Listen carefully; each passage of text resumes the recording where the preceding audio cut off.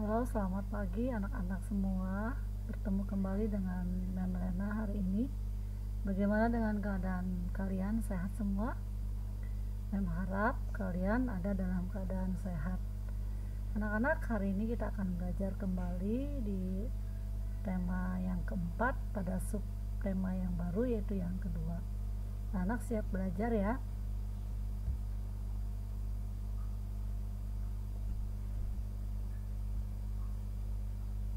Oke.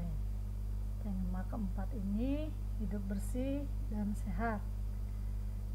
Dengan subtema kedua, hidup bersih dan sehat di sekolah. Kalau yang kemarin di subtema pertama kita belajar tentang hidup bersih di rumah, hidup bersih dan sehat di rumah. Sekarang di subtema yang kedua ini kita belajar hidup bersih dan sehat di sekolah. Nah, hari ini kita memasuki pembelajaran yang pertama. Tujuan dari pelajaran kita hari ini adalah dengan membaca, siswa mampu membersihkan ruangan kelasnya dengan baik.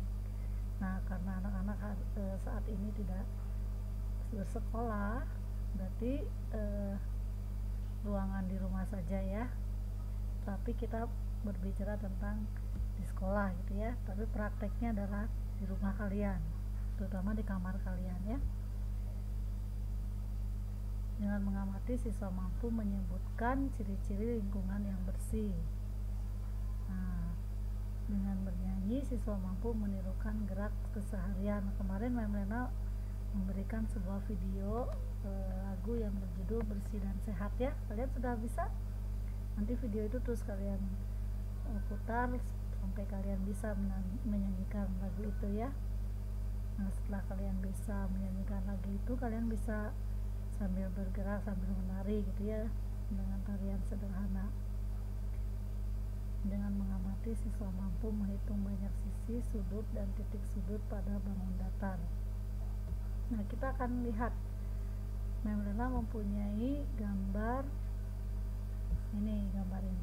Nah, kira-kira gambar ini adalah gambar di mana?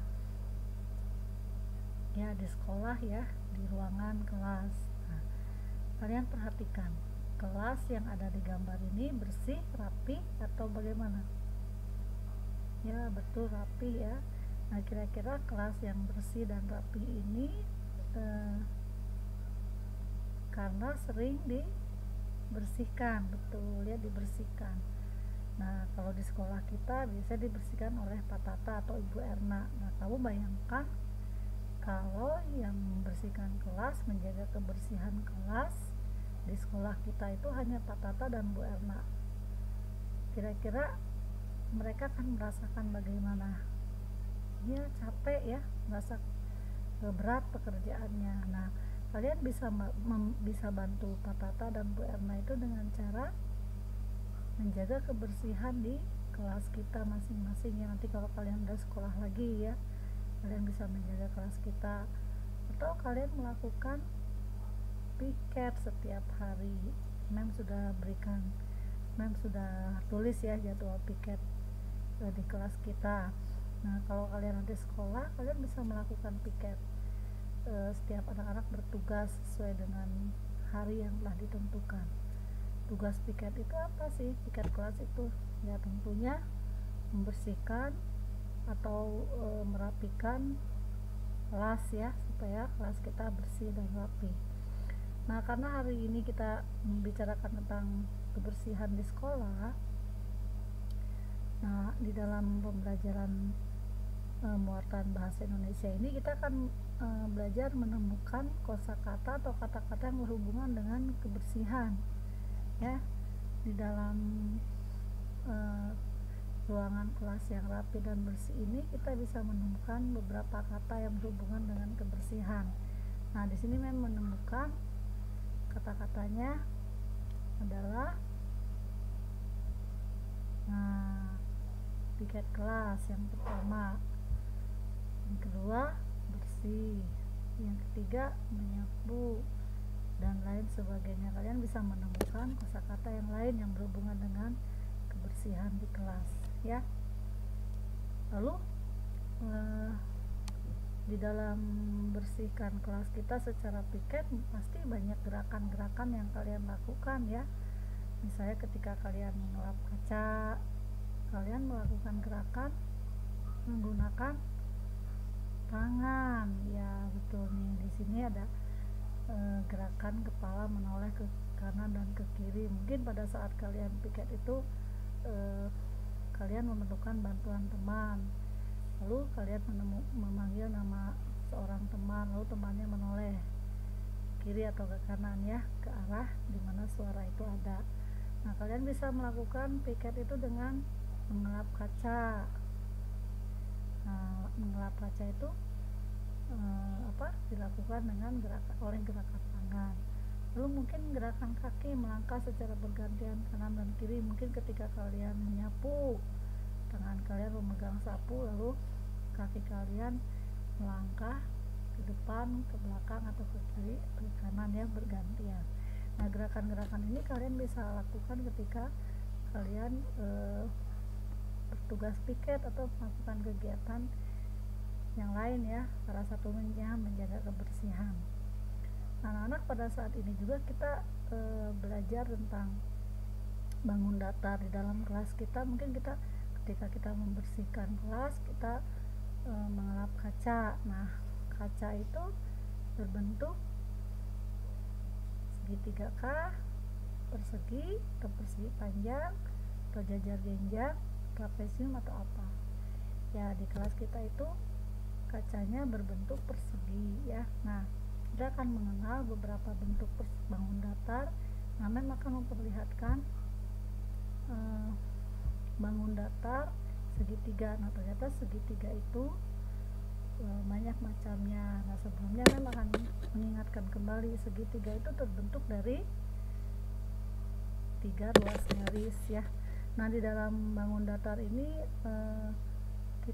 Ibu Lena menyebut ruas garis itu dengan sisi ya. Nah, tapi di bangun ruang, nanti kalian akan belajar bangun ruang, sisi itu berbeda ya Bu. Kalau di bangun ruang itu sisinya berbeda, nanti dijelaskan pada saat kalian belajar bangun ruang. Tapi kalau di bangun datar, di pelajaran bangun datar ini yang disebut ruas garis itu ya sisi juga ya, sisi atau garisnya. Nah, segitiga itu terbentuk dari 3 sisi atau 3 ruas garis ya. Nah, ada yang disebut segitiga sama kaki, yang pertama, yang kedua segitiga sama sisi, lalu segitiga sembarang, kemudian segitiga siku-siku. Kita akan mempelajari satu-satu ya. Segitiga sama kaki adalah, nah, ciri-cirinya ya, mempunyai 2 sisi yang berhadapan, sama panjang. Nah, sisi yang ini dengan yang ini ya, biasa diberi tanda seperti ini. Nah, ini berhadapan sama panjang, ukurannya ini dengan ini berbeda. Jadi 2 sisi ini berhadapan sama panjang ya. Nah, kemudian segitiga yang kedua yaitu segitiga sama sisi. Segitiga sama sisi ini mempunyai ketiga sisinya mempunyai 3 sisi yang sama panjang, tiga-tiganya sama ya. Lalu segitiga sembarang ini ketiga sisinya berbeda ukurannya. Kalau tadi segitiga sama sisi sama panjang, tapi kalau segitiga sembarang itu ketiga sisinya, ini sisi dengan yang ini berbeda ya. Kalau segitiga sama sisi, semua sisinya sama, ukurannya sama. Lalu yang disebut segitiga siku-siku adalah salah satu sudutnya merupakan sudut siku-siku. Nah, ini ya, jadi berbentuk seperti L. Nah, salah satu sudutnya berbentuk siku-siku, atau kalau seperti L gitu ya. Nah, itu sudut siku-siku. Oke, kalian sudah mulai mengenal. Nah, sekarang bangun datar juga ada yang disebut bangun datar yang mempunyai 4 sisi ya. Kalau tadi segitiga itu mempunyai 3 sisi, kalau bangun datar yang mempunyai 4 sisi itu, yang pertama adalah, ini hanya contohnya ya, yang pertama itu persegi ini persegi ya. Nah, nomor persegi ini mempunyai cirinya, mempunyai panjang yang sama ukurannya keempatnya sisinya. Ini sama panjang sisinya. Sedangkan ini adalah persegi panjang. Persegi panjang ini ya, memang tidak berlaku. Persegi panjang ya. Persegi panjang itu mempunyai dua sisi yang berhadapan sama panjang ini sisi yang ini dengan yang ini, lalu sisi ini dengan yang ini, panjang sisinya sama. Nah, ini adalah jajar genjang ya, jajar genjang. Jajar genjang itu cirinya adalah mempunyai 4 buah sisi yang sejajar sama panjang. Nah, mempunyai 4 buah sisi yang sejajarnya sama panjang nih. Sisi yang ini dengan yang ini sama, ini dengan ini sama ya. Mempunyai 4 sudut yang berhadapan sama besar. Jadi 4 sudut yang berhadapan sama besar. Jadi sudut yang ini dengan yang ini sama, sudut yang ini dengan yang ini sama ya. Mempunyai diagonal yang tidak sama. Nah, nanti kalian belum belajar tentang diagonal ini. Nah, sedangkan ini belah ketupat itu adalah, nah ini belah ketupat mempunyai 2 dimensi yang dibentuk oleh 4 buah masing-masing sama besar dengan sudut yang di hadapannya itu sama besarnya. Nah, hari ini kalian belajar tentang bangun datar segitiga. Yang segitiga tuh macam-macam ya, jadi kalian sudah belajar. Lalu bangun datar yang mempunyai 4 sisi. Ada tugas dari Memlena. Nah, tugasnya adalah kerjakan pulpena halaman 115 sampai 116, nomor 1 sampai 3 kerjakannya di tematik. Lalu halaman 117 nomor 1 sampai 4 ini kerjakan di PSR tematik. Lalu kerjakan halaman 119 nomor 1 sampai 3. Nah, ini kerjakan di pulpenanya. Nah, anak-anak, demikianlah pelajaran kita hari ini. Kalau kalian belum terlalu mengerti, kalian bisa mengulang video ini berkali-kali ya sampai kalian mengerti.